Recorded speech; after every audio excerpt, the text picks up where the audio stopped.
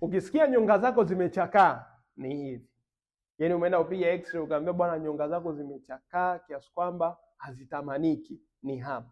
Ambayo hii inakuwa ni stage ya 4 kabisa, ni stage ya mwisho kabisa.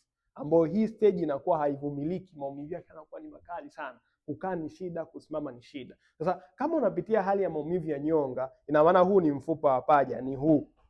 Alafu hili ni pango la nyonga hapa.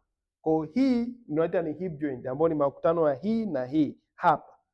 Ndio hii hapa. Kwa unapokuwa unapata haya maumivu hapa upande wa nyonga, usiyachukulie kawaida. Kama ni mtu ambaye unatembea, unafanya shughuli zako, mishughuliko hapa na pale lakini si unasikia maumivu, usichukulie kawaida, ukaona ni jambo la kawaida. Inapofika hapa ndugu yangu, hata hizo shughuli utakuwa hufanyi. Kwa hakikisha unapata matibabu mapema kwa ajili ya kudhibiti maumivu ya nyonga yako ili usifike katika hatua ya upasuaji kuweza kudhibiti kuanzia kwenye chanzo. Endelea kufuatilia kuona ni vipi unaweza kudhibiti maumivu na kuwasiliana moja kwa moja kuona namna unaweza kusaidia kudhibiti haya maumivu ya nyonga.